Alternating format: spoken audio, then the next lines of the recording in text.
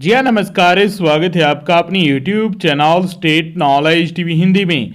जी हाँ, हरियाणा सरकार की तरफ से 5 बड़ी खबरें आई हैं। आज शाम या रात को 18 मार्च को जान लेते हैं इनके बारे में संपूर्ण जानकारी। आगे भी आप हरियाणा सरकार की हर घोषणा, फैसले, नियम, निर्देश, आदेश, योजना, सूचना और निर्णय की जानकारी रोजाना जानना चाहते हैं तो स्टेट नॉलेज टीवी हिंदी को सब्सक्राइब जरूर कर लीजिएगा। शुरू करते हैं वीडियो को। जी हाँ, सबसे पहली और बड़ी अपडेट आई है आप सभी के लिए। हरियाणा में जो बजट है वो पेश किया जा चुका है। कल 17 मार्च को हरियाणा का बजट है वो 2,05,017 करोड़ रुपए का जो बजट है वो रहने वाला है। बजट में हरियाणा सरकार ने बहुत सारी घोषणाएं की हैं जिनके बारे में हम आप लोगों को पहले ही बता चुके हैं। तो अब आपके मन में एक बड़ा सवाल आया था कि हरियाणा में बुढ़ापा पेंशन, दिव्यांग, लाडली, विधवा, पेसारा या अन्य जो भी समाज कल्याण विभाग द्वारा पेंशन दी जाती हैं उनके लिए बजट में घोषणा क्या की गई है। तो बता दें कि सीधे तौर पर इनके लिए कोई घोषणा नहीं की गई है, न ही इन योजनाओं को लेकर कोई पैसा है वो बढ़ाने को लेकर, इन पेंशनों को बढ़ाने को लेकर ऐलान किया गया है। लेकिन अंदर अंदर से अपडेट आई है कि हरियाणा में बुढ़ापा पेंशन, दिव्यांग पेंशन, विधवा पेंशन, लाडली पेंशन, बेसहारा पेंशन या कोई भी अन्य जो समाज कल्याण विभाग द्वारा पेंशन दी जाती है वे पेंशन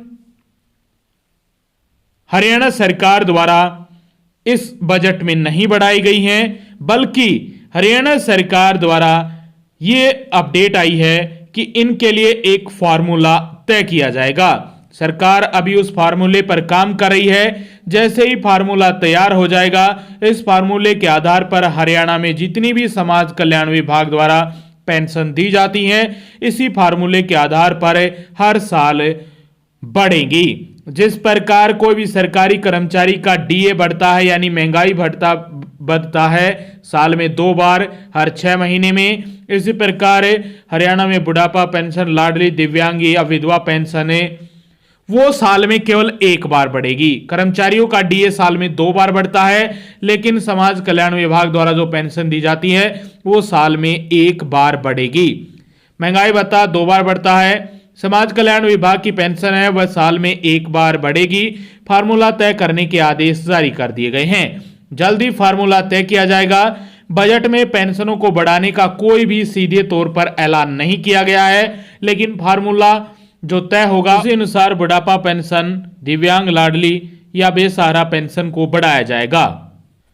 और यह फार्मूला अगले महीने अप्रैल या मई के आसपास तय होने की पूरी संभावना है। और इसी महीने में जो फार्मूला है वो पब्लिक किया जाएगा कि इसी आधार पर आपकी जो पेंशन है वो बढ़ने वाली है। अब कितनी बढ़ेगी ये तो फार्मूला ही तय करेगा। जिस प्रकार सरकार डीए वगैरह बढ़ाती है उसी प्रकार महंगाई के हिसाब से ही आपका पेंशन में बढ़ोतरी है वो की जाएगी। तो मुख्यमंत्री अभी सीधे तौर पर घोषणा कर देते हैं कि 200 बढ़ रही है, 250 बढ़ रही है, 300 बढ़ रही है या 150 या 500 बढ़ रही है, लेकिन अब फार्मूला तय किया गया है।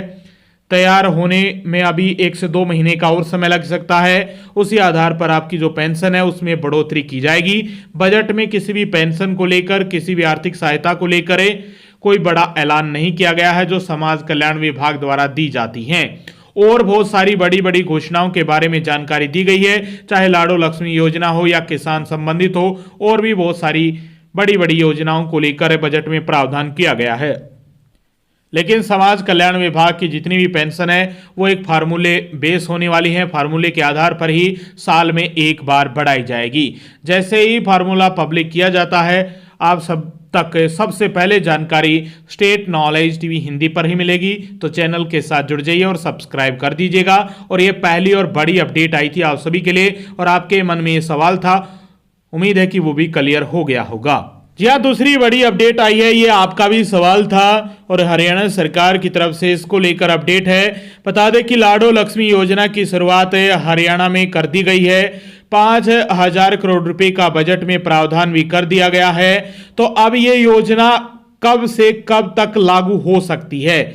इसको लेकर एक अपडेट है कि सरकार ने इसे स्पष्ट तौर पर तो कुछ नहीं कहा है कि एक डेट फिक्स नहीं की है, लेकिन हालांकि सरकार ने बजट में प्रावधान कर दिया है तो 1 अप्रैल 2025 से लेकर 31 मार्च 2026 के बीच कभी भी योजना का लाभ देना शुरू कर सकती है हरियाणा सरकार। जी हाँ, ये बड़ी अपडेट आई है, यानी 1 साल के अंदर अंदर हरियाणा सरकार कभी भी जो फॉर्म है वो अप्लाई करवा सकती है या परिवार पहचान पत्र यानी फैमिली आईडी के माध्यम से भी इनकम को लेकर शुरुआत कर सकती है। इस पर सरकार ने तो औपचारिक तौर पर कुछ नहीं कहा है, लेकिन अंदर खाते तैयारियां शुरू हो चुकी है। सरकार इसे फेज वाइज लागू कर सकती है, जिसके पहले चरण में सालाना 1 लाख से कम इनकम वाली महिलाओं को इसका लाभ दिया जाएगा। इसके बाद 1,80,000 रुपए तक सालाना इनकम वाली महिलाओं को इसमें शामिल किया जाएगा। इससे करीब 75 लाख महिला लाभ के दायरे में आ जाएंगी। तो अपडेट आई है कि 18 से लेकर जो 60 के बीच में महिला हैं वो लगभग 70 लाख के आसपास हैं, और 1 लाख से जो कम महिलाएं हैं जिनकी इनकम है वो 25 से 30% के आसपास हैं, इसमें 75 लाख का। तो सबसे पहले शुरुआत उनसे होने वाली है, उसके बाद बजट को आगे बढ़ाया जाएगा और 1,80,000 तक जिनकी इनकम है उनको शामिल किया जाएगा। उसके बाद जो बच गई महिलाएं हैं यानी जो 25% यानी 25 लाख के आसपास है, यानी 50 लाख है ऐसी महिलाएं हैं जिनकी इनकम 1,80,000 से कम है, और 25 लाख के आसपास ऐसी महिलाएं जिनकी 1,80,000 रुपये से ज़्यादा है। तो सबसे पहले शुरुआत 1 लाख से कम इनकम है उन महिलाओं से की जाएगी।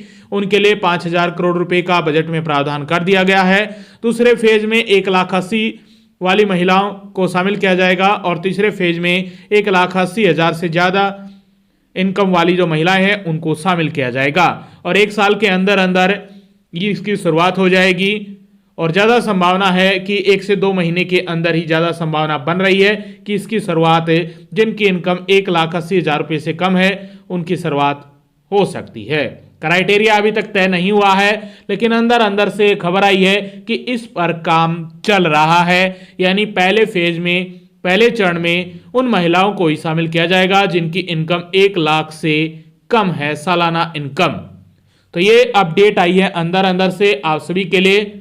वैसे इसको लेकर हरियाणा के मुख्यमंत्री कह चुके हैं कि जैसे ही बजट पर चर्चा होगी वो सवाल का जवाब दे देंगे इसको लेकर भी। तो ये दूसरी बड़ी और अहम खबर थी। ये आपका सवाल था, थोड़ा क्लियर जरूर हो गया होगा।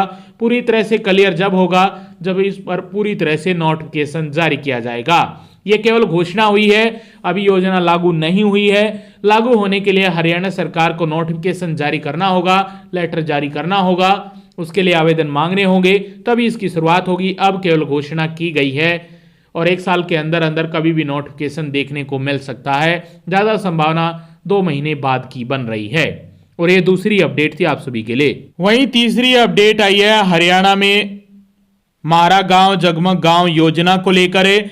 अभी हरियाणा में 5,877 गांव ऐसे हैं जिनमें 24 घंटे बिजली की सुविधा प्रदान कर रखी है हरियाणा सरकार ने।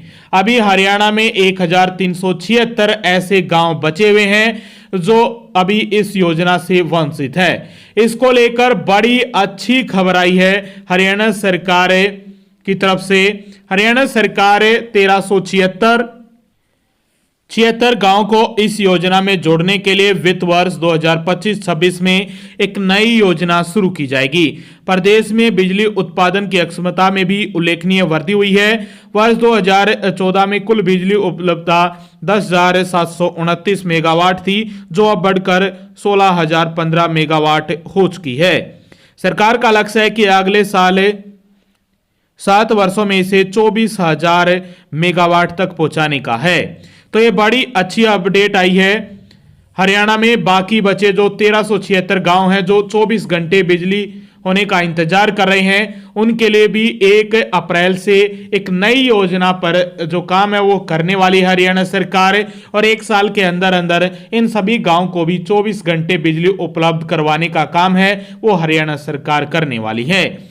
यानी हरियाणा में जितने भी गांव हैं, अभी 5877 ऐसे गांव हैं जिसमें 24 घंटे बिजली उपलब्ध हो रही है। अब 1376 ऐसे गांव बचे हुए हैं, उनमें भी जल्द योजना बनाकर 24 घंटे बिजली उपलब्ध करवा दी जाएगी। इसके साथ साथ सरकार मार्च 2027 तक 2,22,000 घरों में लगाएगी रूफटॉप सोलर पैनल। इसको लेकर भी बड़ी अपडेट आई है। हरियाणा सरकार ने पिछले 10 साल में ऊर्जा क्षेत्र में किए हैं क्रांतिकारी सुधार। नवीनीकरणीय ऊर्जा के क्षेत्र में तेजी से कदम बढ़ा रही है हरियाणा सरकार। तो 2,22,000 घरों में लगाएगी रूफटॉप सोलर पैनल और इस पर भारी सब्सिडी भी देने वाली है हरियाणा सरकार। तो ये तीसरी और अहम बड़ी खबर थी आप सभी के लिए हरियाणा सरकार की तरफ से आज 18 मार्च को।